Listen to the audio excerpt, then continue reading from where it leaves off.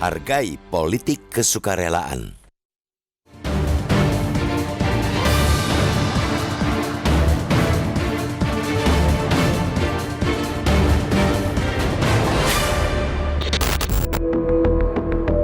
Pemilu di Indonesia kerap digambarkan sebagai pesta demokrasi, sehingga pemilu bukan sekadar ajang yang dimonopoli elit untuk mengganti atau mempertahankan kekuasaan.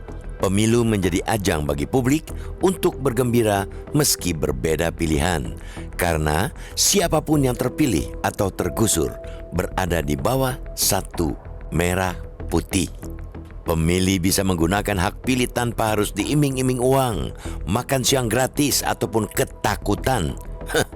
Gambaran kegembiraan seperti itulah yang hendak dirayakan salah satu pasangan calon presiden dan cawapres, Anies Baswedan Muhaimin Iskandar, dalam penutup musim kampanye di Jakarta International Stadium pagi ini. Jutaan orang secara sukarela berpartisipasi dalam kampanye akbar ini. Mereka ada yang berjalan kaki, bersepeda, konvoi sepeda motor, memakai transportasi umum, menyewa kendaraan, dan seterusnya. Bahkan banyak yang rela merogoh kocek pribadi demi mengongkosi partisipasi. Bagi mereka, hambatan, pembatalan, bahkan intimidasi mesti diterobos demi menyelamatkan demokrasi dan berpartisipasi untuk perubahan. Pemilu 2024 tinggal menghitung hari. Suasana pembelahan antar pendukung tidak terlalu terlihat. Sungguh satu hal yang amat positif. Akan tetapi, pemilu kali ini tidak terlepas dari nokta hitam. Kalangan aktivis dan tokoh bangsa bahkan pernah mencap pemilu kali ini terburuk sepanjang sejarah demokrasi di Indonesia. Alasannya, 2 dari 4 tahapan besar pemilu yang sudah berjalan telah terbukti bermasalah. Kedua tahapan itu ialah pendaftaran pasangan calon dan kampanye. Adapun 2 tahapan lain ialah pemungutan suara dan penghitungan. Repotnya, persoalan serius dalam tahapan pemilu justru melibatkan penyelenggara pemilu.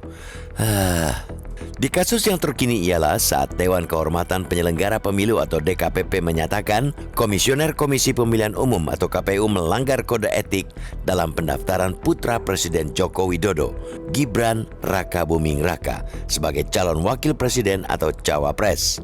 Putusan DKPP itu seakan segendang sepenarian dengan Majelis Kehormatan Mahkamah Konstitusi atau MK-MK yang sampai memberhentikan ipar Presiden Joko Widodo, Anwar Usman, dari posisi ketua MK karena telah melakukan pelanggaran berat kode etik yang mengabulkan permohonan uji materi terkait syarat batas bawah usia capres dan cawapres.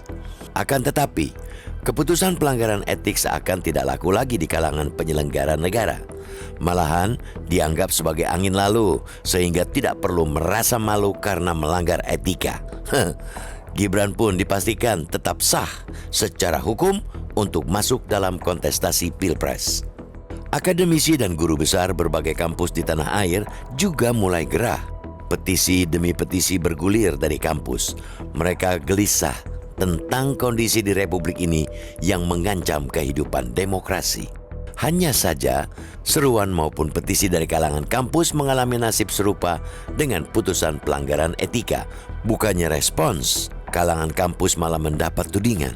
Pesan moral dari kampus malah dianggap partisan atau sebagai buah dari agitasi saja.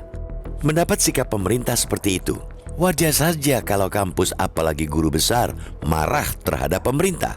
Karena kampus adalah tempat olah dan adu pikiran yang berbeda-beda, termasuk pemikiran yang berbeda dengan pandangan rezim berkuasa. Pikiran atau pesan moral yang tidak sesuai keinginan pemerintah malah dengan enteng dicap sebagai partisan. Di tengah pengabaian prinsip moral dan etika oleh penyelenggara negara, suara dan sikap anak muda dan mereka yang sukarela berpartisipasi dalam proses politik justru menjadi oase. Mereka yang ngeri melihat wajah politik melawan dengan politik kesukarelaan. Mereka bukan sekadar relawan yang siap dipanggil untuk mengisi panggung musik di masa kampanye. Mereka bahkan menawarkan diri untuk melakukan perubahan. Ada yang sukarela patungan uang untuk membuat dan memasang videotron. Meski video karya mereka di beberapa kota di take down, sementara kesukarelaan bukannya terhenti. Gerakan mereka justru kian meluas ke daerah lain. Semua bergerak mengandalkan donasi dan saweran dari dompet mereka sendiri. Semangat kesukarelaan seperti itu haruslah diapresiasi. Salah satu bentuk terpenting dari apresiasi ialah para penyelenggara pemilu bekerja keras mewujudkan pemilu yang bersih dan jujur serta adil.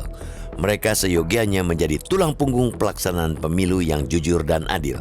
Hargailah semangat mereka yang sukarela untuk terlibat dalam pemilu dengan menghentikan aksi mengabaikan etika demi kepentingan sesaat nan sesat. Jangan sampai kebebalan penyelenggara negara terhadap etika akhirnya menimbulkan warga yang apatis.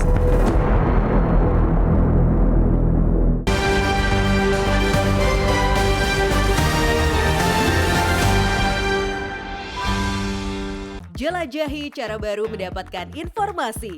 Download Metro TV Extend sekarang.